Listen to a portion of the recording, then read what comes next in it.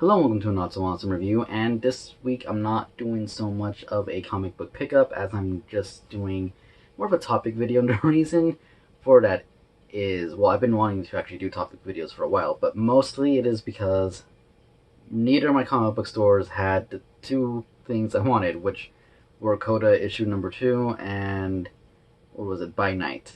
Both of them Boom Comics. They just didn't have them. I almost picked up Tomb Raider. I'm regretting I didn't pick up Tomb Raider because I did pick up two random things. One of them I didn't know was a sequel to a different series, which is Stellar, which I'll give them this for an issue 1 for somebody who's never read the first series. Now knowing that there is a series before this, I'm interested. I might pick up the trade for the first one and read that, and who knows, maybe I'll like a new franchise of books, story, something, whatever. And the other one, Asola, is that how you pronounce it? The art looked cool. I saw issue 1. I saw this next to it. Usually in my stores, and I don't know about your guys' stores, when there's a issue 2, issue 2 is behind issue 1. Something like that. These two were side by side, making me think, oh, is it just a variant cover for issue 1? Okay, I'll just pick that one up. No, this is issue 2, which probably some of you, if not most of you, know. And apparently, this book was good because it's sold out, and is like on the 3rd printing for issue 1, or 4th printing, I think, actually. It was good. I did read this. I figured it was issue 2 when I took it out of the packaging out the bag, and it had a giant 2 on the back. But yeah, so now I'm gonna have to try and track down an issue number 1 because I doubt that one single one I saw at my store earlier today is gonna be there. So that sucks. But that's besides the point. Anyways, topic for today is collecting single books versus trades. Now, obviously, you can collect both. No one's telling you, you can only do one. And I don't think there's a stigma of people who get mad at people who collect one or the other. I'm pretty sure that's not a thing. Is that a thing? I'm almost positive that's not a thing. But here's the thing. Especially for me, I do double dip sometimes. I've cut back on comic books so much over the years, and I'm sure a lot of people do this. And I'm curious on what you guys do, what you guys' thoughts on this, and I decided I'm going to do like a pros and cons list of collecting single issues versus collecting trades. Now, for those who don't know what single issues are for whatever reason, single issues right here, I've heard them being called floppies, like by one person on YouTube, and then I saw people saying it on Google and on forums. I've never heard that term from anybody else but those people. I always just call them single issues, and that's what I'm going to call them. You have a problem with that? Well, then that sucks. I'm sorry. Don't go away, please. Why are you clicking? Okay, anyways, so single issues, there is a lot of things that are good about them, and I'll try and list them, and I'll try and make this video short, because I could probably ramble on for way too long like I'm doing right now. So the first pro thing I can think of for single issue collecting is the fact that you don't have to wait 6 months to a year for the trade to come out. You can just read the story as it's coming out, and it is exciting. You get to sit there, you're reading, you don't have to wait too long. You wait 1 week, 2 weeks, you got the next issue, you're informed, you know what's going on, you're keeping up with it, and it is nice. It's like it's like when you have your favorite TV show on TV, you wait for the next episode next week. It's kind of the same thing with comic books. You're waiting for the next, episode in the comic book to come out, and it's fun. But it can also be annoying, which brings us to our first con, having to wait, 2 weeks, 1 week, a month for an entire story arc. There's a lot of people, especially with Netflix and stuff like that, yes, I'm referencing that stuff just because it's the easiest way to contrast here, who like to binge watch. Same could be saying with reading. Some people like having the entire story in front of them, collecting the trade, so that they can be like, okay, I got the trade, I can read the entirety of Action Comics Volume 1 and get the entire story arc of the first part, and I guess the second part, maybe depending on how many issues are on it, and it makes reading it more fun. You don't lose as much interest. You know what's going on in the story, whereas if you're picking them up weekly, bi-weekly, monthly, it's sometimes the hype dies down, and that's happened to me actually. I don't remember, it wasn't that long ago that I was talking about this, where I don't remember what I was reading, and the hype just kind of died down on it because, oh yeah, it was Doomsday Clock. I talked about this, I think, 2 weeks ago, and yeah, so Doomsday Clock really good series, but it's, once a month. It's really far apart from each other. And last month I had just completely forgotten what happened the issue prior. And I'm saying there, oh yeah, I remember. And I can kind of take you out of the reading experience. So, having to wait can be both a pro and a con. So there is that. Now, another pro thing about, reading comic books monthly, weekly, whatever, single issues, spoilers. Spoilers are everywhere, especially with the internet. If you have an Instagram account and you follow different people who like comic books, if you have an Instagram and follow people who read comic books or writers and stuff, you're gonna get spoiled. It's gonna happen, especially if there is a death and if it is a major character. You will be like, oh, okay, great. Captain America died again.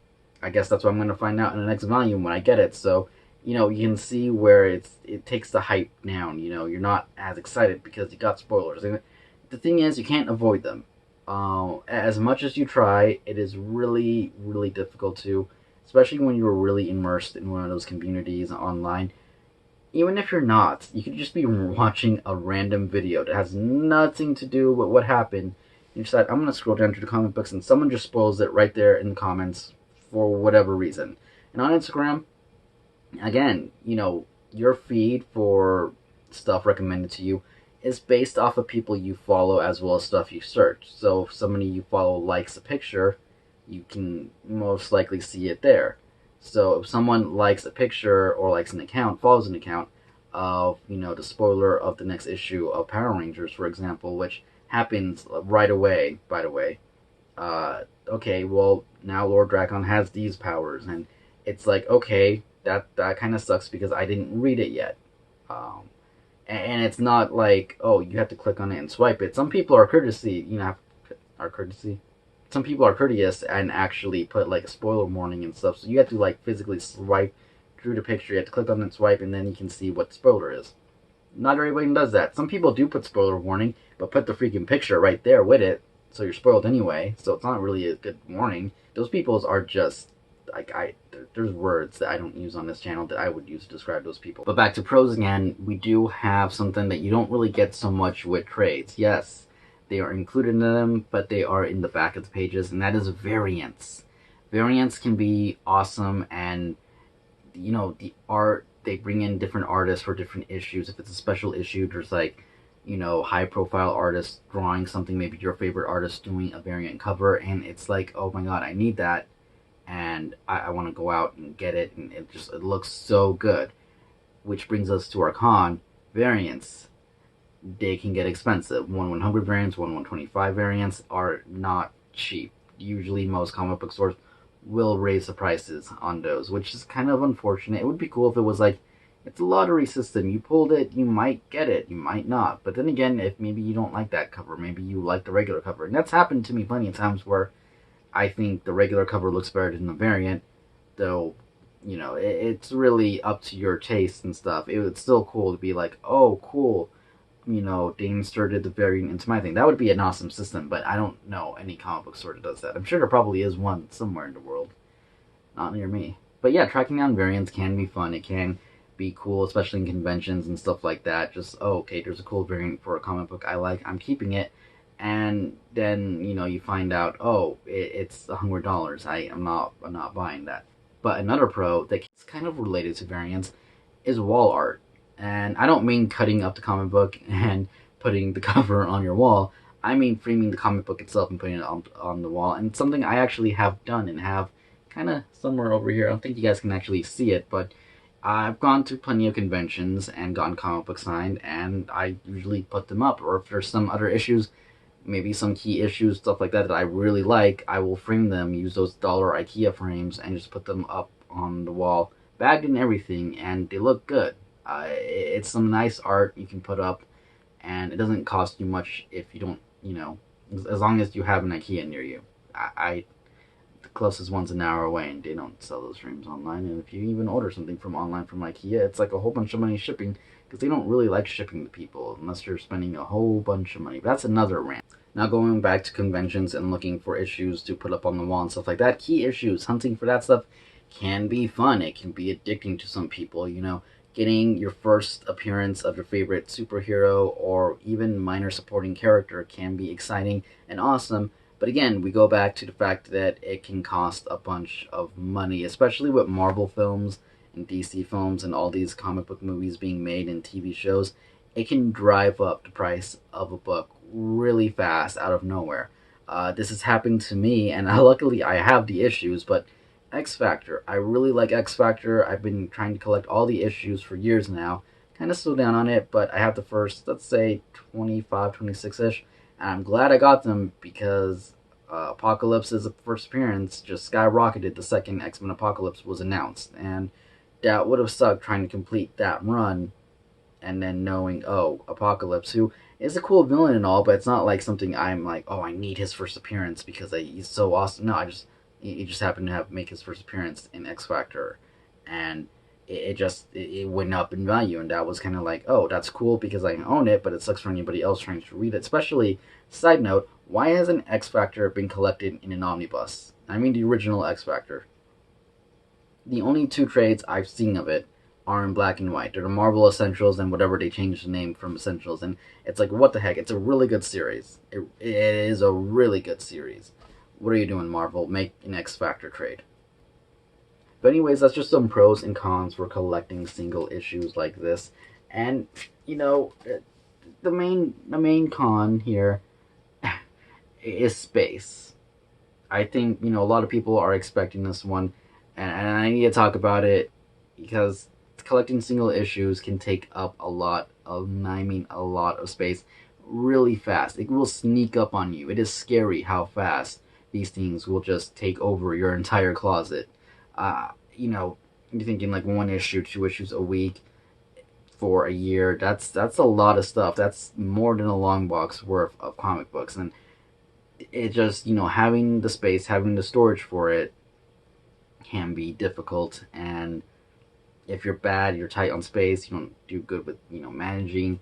It's just a hassle, and then you got the boxes that are heavy, and you got to reorganize everything, and it just turns into a completely different nightmare. Same thing with the bags. Some people don't like the regular bags that most comic book stores give out. Some comic book stores don't even give out bags with their comics or the boards. Some people want Mylar bags, and Mylar bags are really cool, really nice, but they can be expensive. So there's a lot of things you got to think into that, but I don't want to get too far into detail. I'll try to make that its own video. But yeah, and then if you want to read a certain story arc, you want to read the latest run of Saga, like I do right now.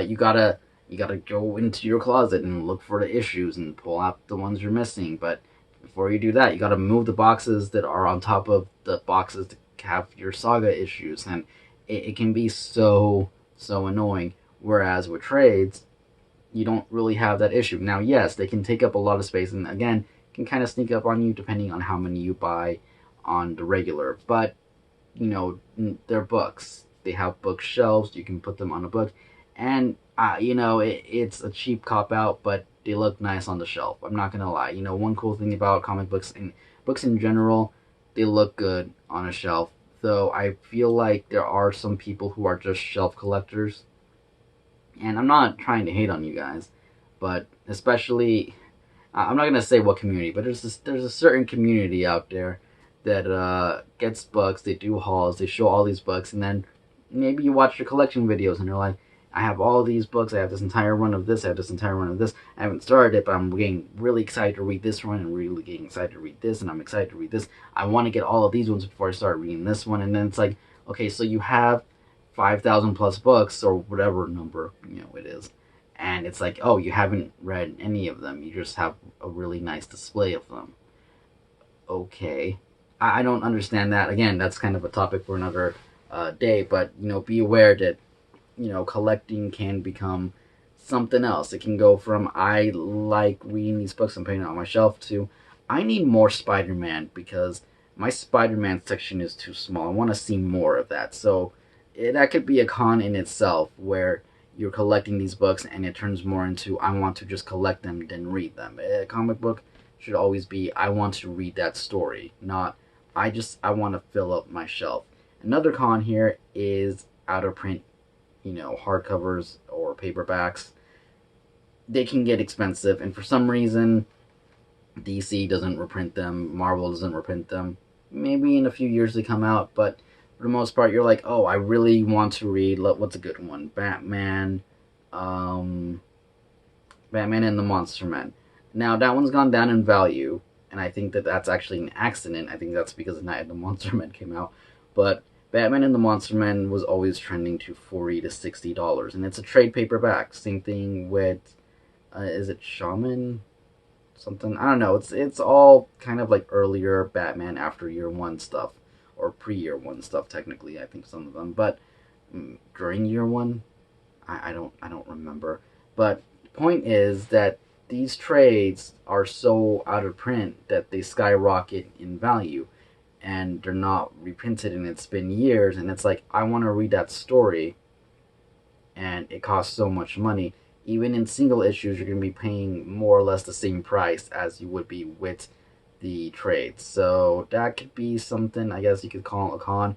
Though again, with single issues, you're probably spending more money to collect the entire series, which is something I probably should have added. If you're going out buying all the issues of this, at the end of the day, most likely the trade paperback for this will be a lot cheaper than it was to buy all the single issues.